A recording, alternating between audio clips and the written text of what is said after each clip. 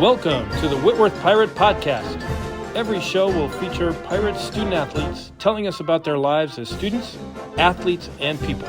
Now, here is your host, Bud Nameck.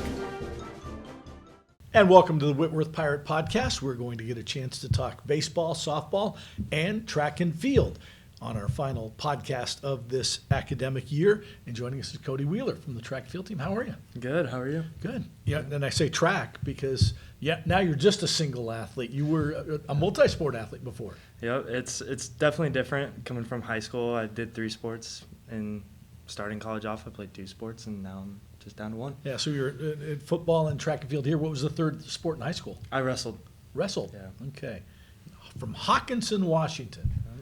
Big transition to Spokane? Not too much. It's a small town in Hawkinson. Technically, it's not even like a incorporated town. It's in Brush Prairie, so small 2A school. And coming to Whitworth. Whitworth isn't too big, so not too much of a change, I guess. What'd you know about Whitworth before you came? Not a whole lot. I had a guy that I trained with, and he had some athletes that were local athletes in Vancouver, and one of them committed to Whitworth for football. His name's Anthony Key, and I became close with him and just decided that Whitworth looked pretty awesome. So. And was football kind of one of the reasons why you came to Whitworth, and then track became a big deal, or how'd that work? Yeah, so I only did about a year and a half of track, like in high school, because COVID kind of cut out half a season, and I played baseball starting high school, and so track was kind of a newer thing, and so I didn't know if I really wanted to like pursue it, and I didn't really throw exceptionally far until late in my senior year, and so football was kind of my passion, and it was what I wanted to go far in. And when I committed to Whitworth, I just decided to call Toby, and I was like, can I perhaps do track? And he's like, yeah. So Throwing a javelin similar to throwing a baseball? Kinda, not really. It's more of like a football, I'd Okay. say. But definitely baseball helps with arm speed and just like mechanics, biomechanics and stuff. But javelin's kind of its own animal. It's different. And you still do javelin shot and hammer, right? Yeah. So how do you keep the mechanics of those 3 disciplines separate, because they've all got to have little nuances? Yeah, I think it just kind of like keeps everything fresh, and I don't get fed up with any event because they're all different. And so like hammer I never did in high school, so it was very new coming to college, and that's totally different than like shot put per se. And shot I didn't do until this year actually. And Okay. so this was my first year doing that. And javelin, again, it's more overhead. Shot put's like a push. Hammer's a release. You're not even like throwing it. You're just kind of spinning really fast. And I would think, baseball you can really get around on a pitch and pull it foul big time. Can you goof up with the hammer and foul in a big way? Yeah, hammer. That's why the big net's there, because it tends to find the net. I have done it a lot of times. I've fallen a lot of times. It's kind of unpredictable sometimes. It can be humbling. Yes, very, very. So tell me about this year. You're coming off a year last year where you won the conference javelin, got to go to nationals. Mm-hmm. This year, won the conference javelin again, right? Yeah. No, conference is one of the most fun meets of the year, and so being blessed to win that 2 times, and hopefully this year I can do something big at nationals. I'm hoping for that. And You already qualified for nationals then? Yeah. Okay. It's top 22 go, and right now I'm number 2, so Number 2. pretty guaranteed right now. So Nice. yeah. So sights on number 1. Yes, hopefully. I just got passed like last week. You were number I 1. was. Okay. So All right.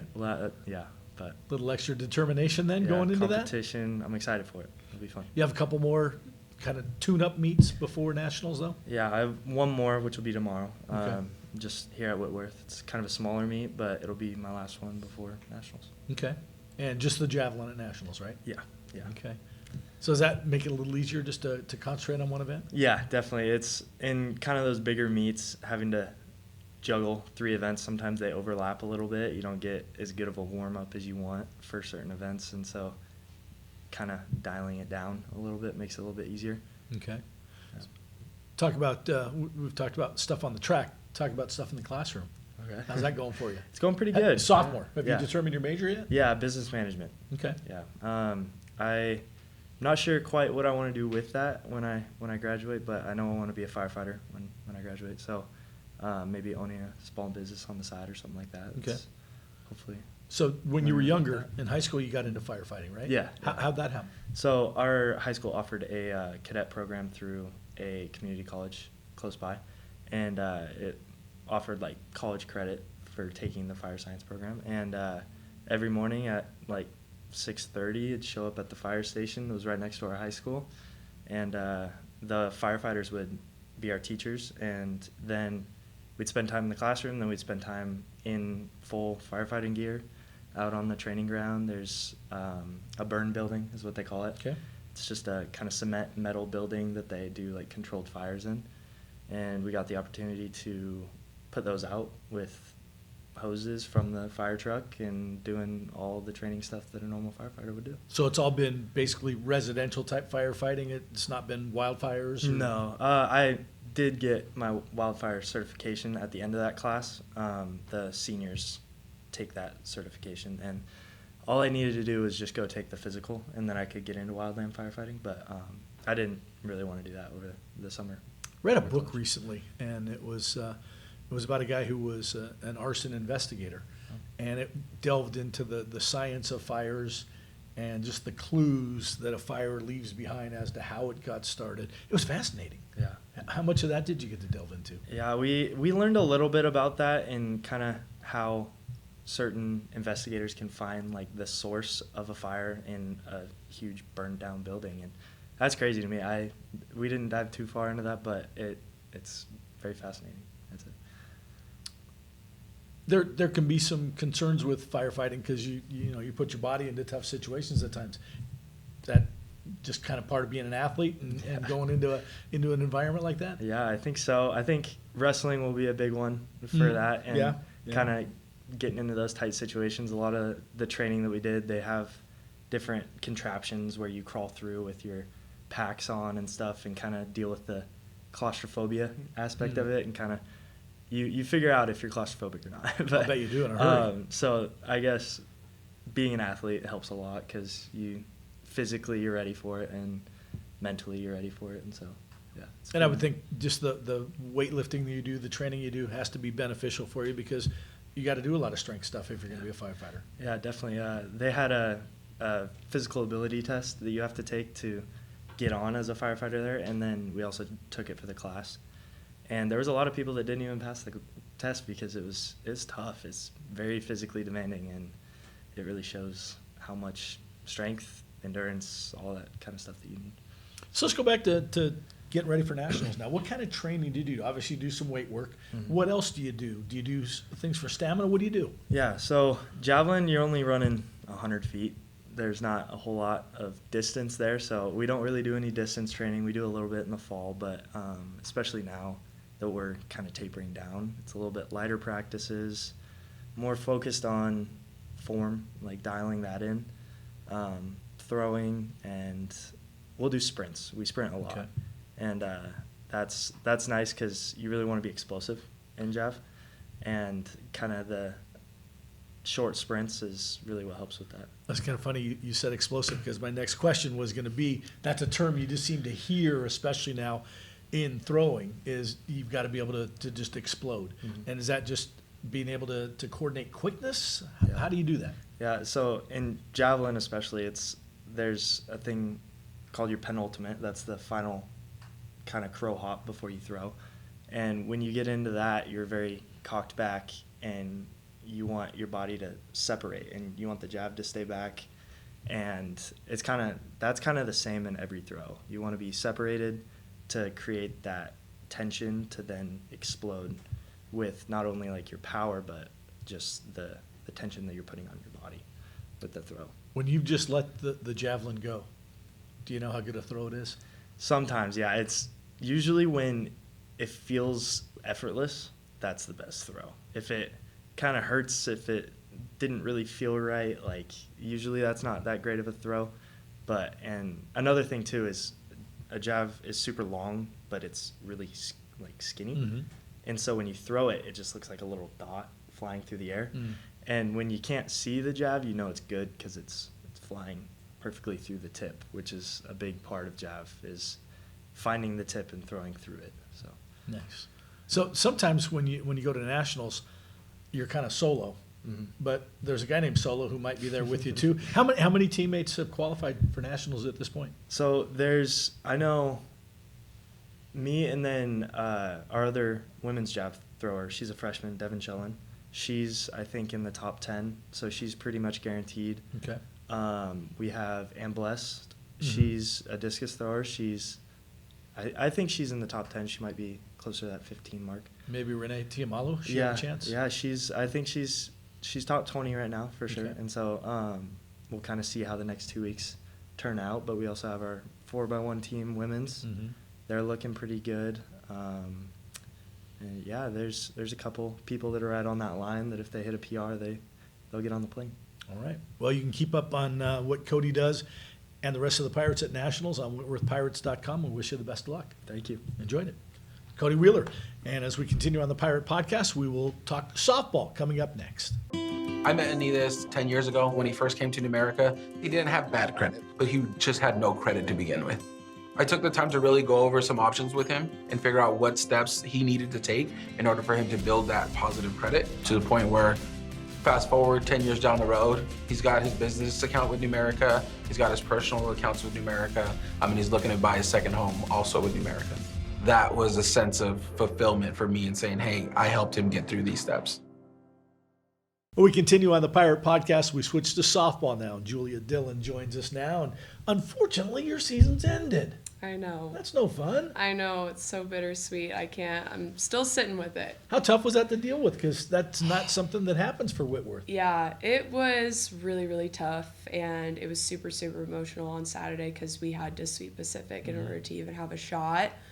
So after we lost that first game, it was set in really tough, and it was a very emotional weekend. So it's very tough. Got to be proud of your teammates, though. You rebounded and Yeah. and took care of business after Yeah. that. Got to Yeah. be bittersweet, though. It was very bittersweet.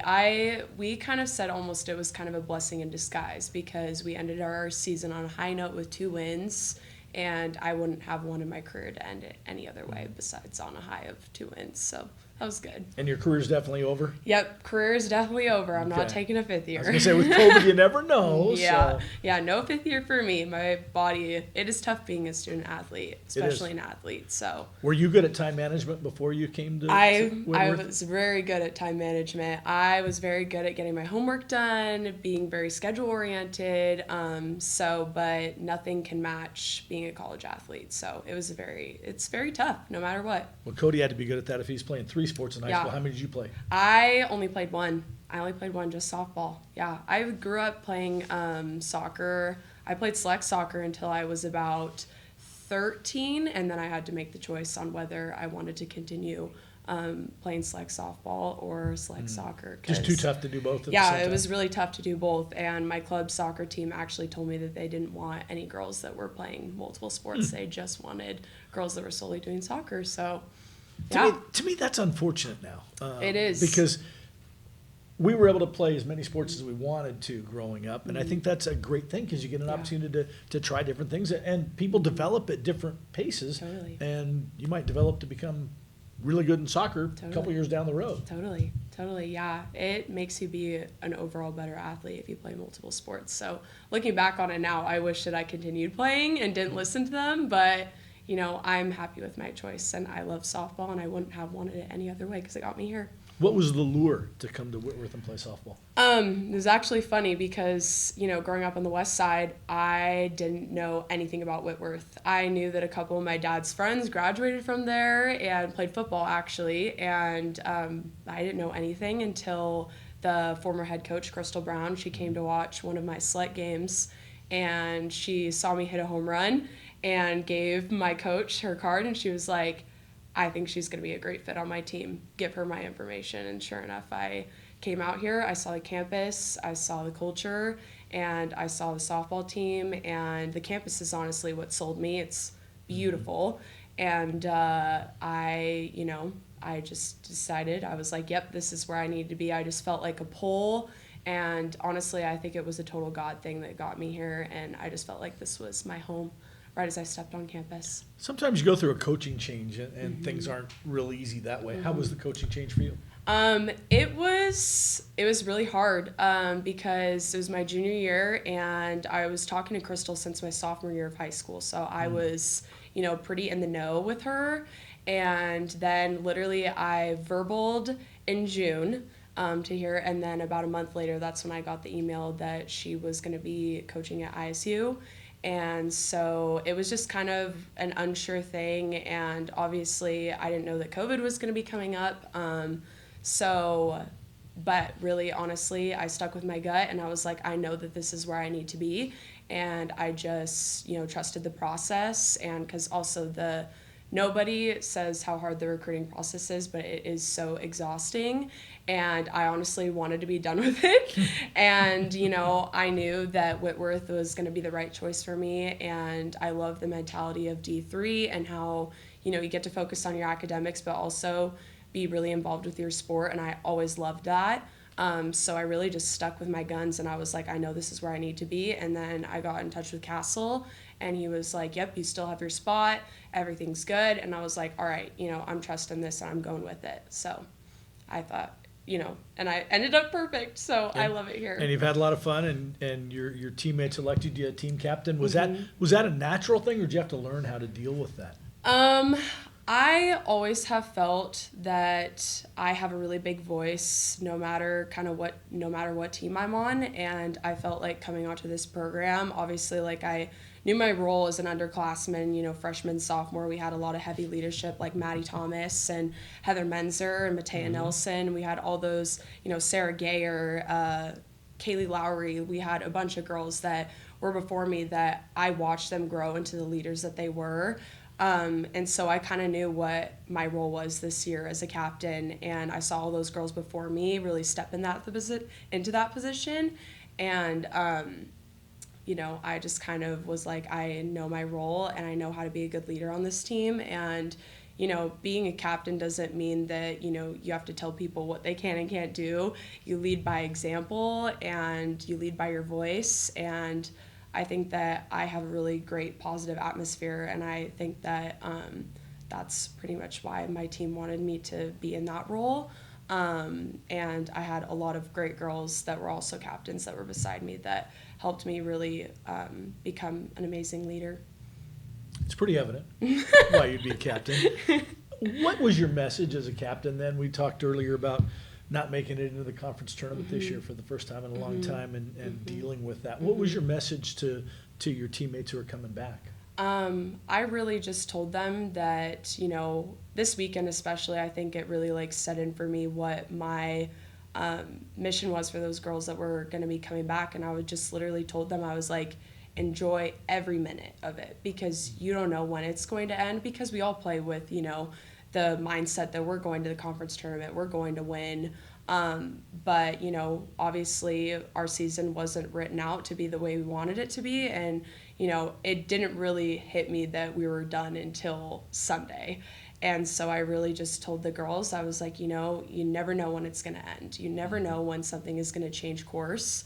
So really just love on each other and be in the moment. That was our huge thing this year, was just be in the moment, enjoy those little moments that you have. And so I really just put that into the girls this weekend. Just, enjoy every moment that you have playing this sport. So what's in store for you now? You're going to tear up the City League in Mill Creek? What are you going to do? Well, actually, I'm going to be staying in Spokane, and I'm going to be planning on becoming a teacher. So I'm going to do some subbing.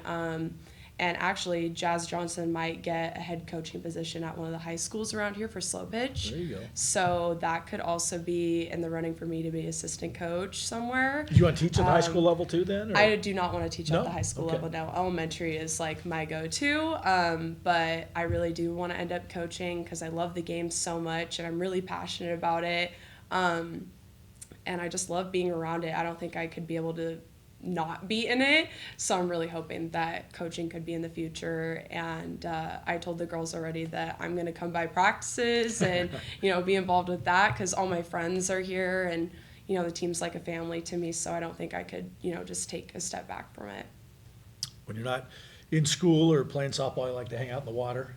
Yeah, And you like dogs that like to hang out in the water I too, do. huh? I do. Yeah. So my family lives in Sandpoint, Idaho, and so Lake Pend Oreille is right there. So I love going out my boat. I love wakeboarding, inner tubing, all those fun little water activities. And yes, I love my dogs so much. You grew up in Mill Creek, though, Yeah. and then moved to Sandpoint. Did the family move to Sandpoint kind of to be closer to you when you were at Whitworth? Yeah, I think so. They don't say that, but I'm like 100% sure that is the main reason why. My dad grew up in Sandpoint, Idaho, so he kind of wanted to go back to his roots and kind of get out of the city life. But I also think that I had a huge impact with that too.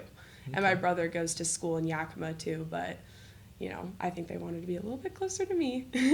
That's nice. Yeah. It's a good family thing. Yeah, it is a good family thing. So can you coach your dogs too?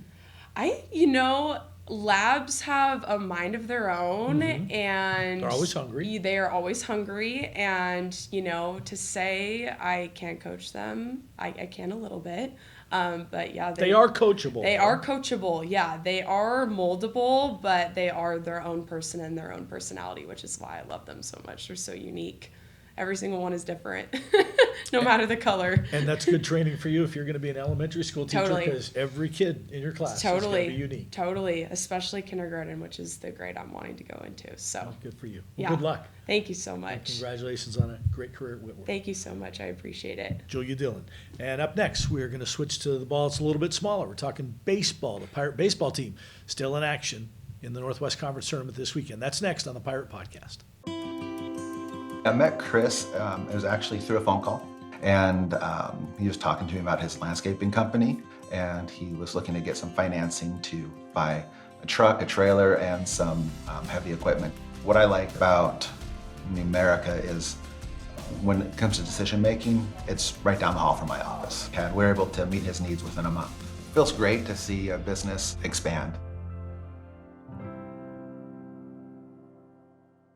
And we continue on the Pirate Podcast. And again, we go from the larger ball softball to the smaller ball baseball. Jake Dowdy, senior from Olympia, joins us. And first, you got to hold up your left hand. That's not good. Yeah, no. Broke my hand on Thursday, actually. So, unfortunately, we'll not be able to finish out the season, but it is what it is. And the Bucks are still rolling. And you can't help out your team on the field, but how do you make sure you're still involved as, just inspirational as a coach? What do you do?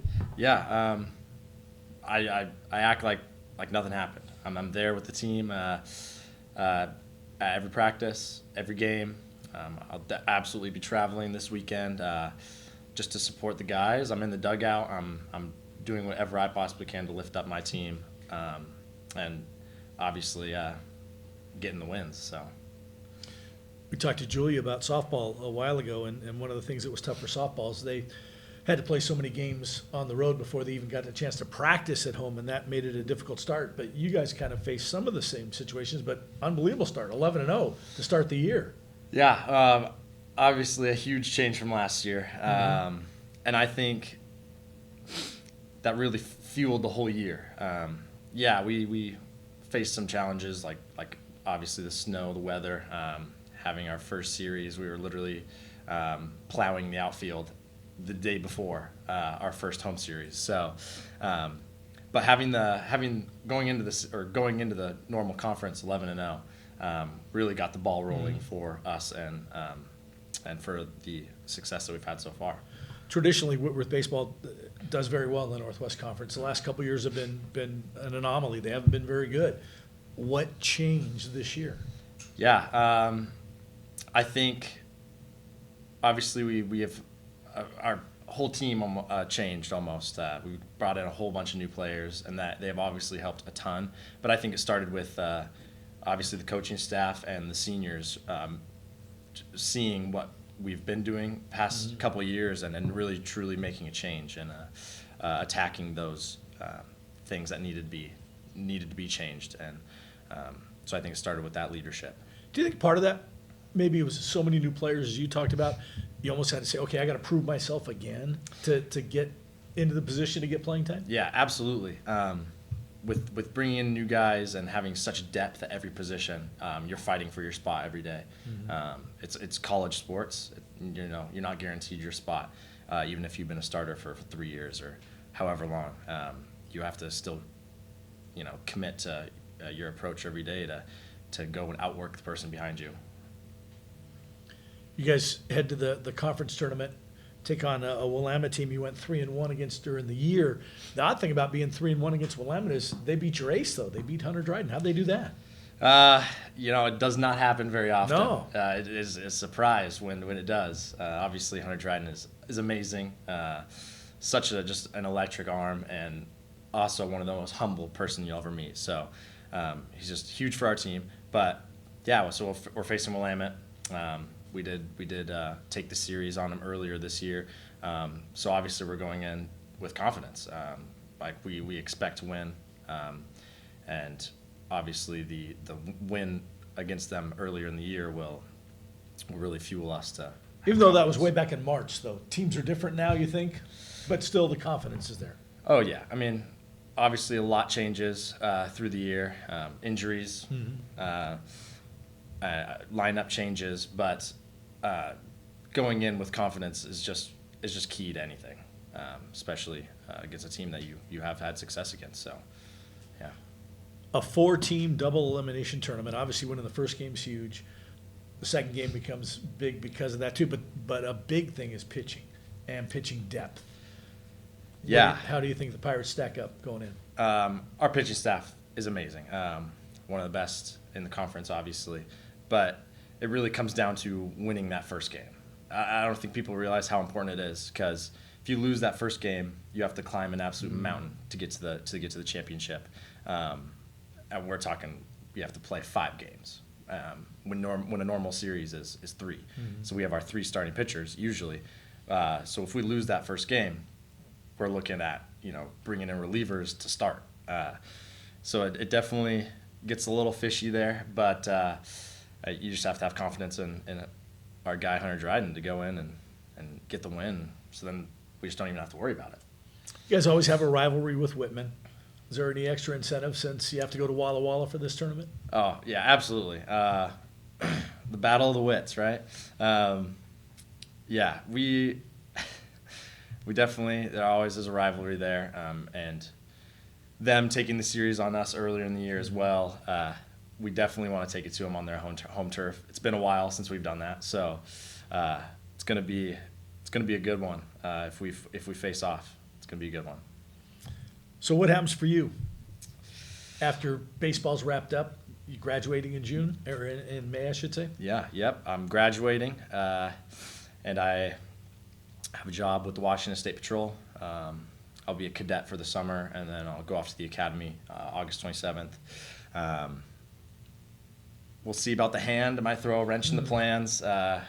Might set back some time, but I think sports has really molded me well to just handle everything coming at me, especially going into life and not having really any experience in life, as school's been my thing for however long. So You have to learn something new. That's right. What led to the interest in the State Patrol? I knew I always wanted to serve. I always had a heart for serving, putting others before myself. And so I came into college, thought maybe I'd teach. Quickly found out that was not for me. And then You need to talk to Julia. She might coach up on that. I know. Yeah, I was thinking high school, did my first practicum, just realized I just couldn't handle it. Then I switched to health science, thought maybe I'd go into some sort of medical field, help people that way, and just realized it still was not the right thing for me. So I did some research, kind of landed on law enforcement, and I just think, obviously I'm very excited, and I think it'll be the right path for me, and allow me to do what I want to do, and do it the correct way for me. Kind of comes at a time where our society's perception of law enforcement's changed a little bit. Did that factor into your decision at all? Yeah, I mean, it's something you got to think about with everything going on in the world. you never know. Obviously, law enforcement comes with a ton of dangers, especially in today's society. But that's one of the reasons why I think it is right for me, because I think of that, and it doesn't really weigh too much in my choice. I feel confident in my choice in going that route, and but yeah, I mean, it's definitely something to think about for sure. But having that outlook, you can make a difference. Yeah, absolutely. Make a change. That's why I want to do it. So if you go back to being in high school in Olympia, you make the same decision all over again to come to Whitworth? Yeah, absolutely. It's been nothing but good for me. Good to me for my 4 years here. It was a perfect fit for me. Allowed me to play baseball, allowed me to stay in a smaller school with a faith background. And obviously, I wouldn't change it. I mean, maybe some more wins, but brought us to where we are now today, so cannot complain. And a chance this weekend for some more wins. That'd be big for the Pirates. Good Absolutely. luck. Yes, thank you. Good luck to the team this weekend, and good luck to you. Yeah, thank you. State Patrol. And good luck to Cody as he goes to Nationals and the rest of the Pirates. And that's going to do it for our Pirate Podcast and wrap up this academic year. And we'll be back with you doing this once again in September when we get started once again here on the Whitworth campus.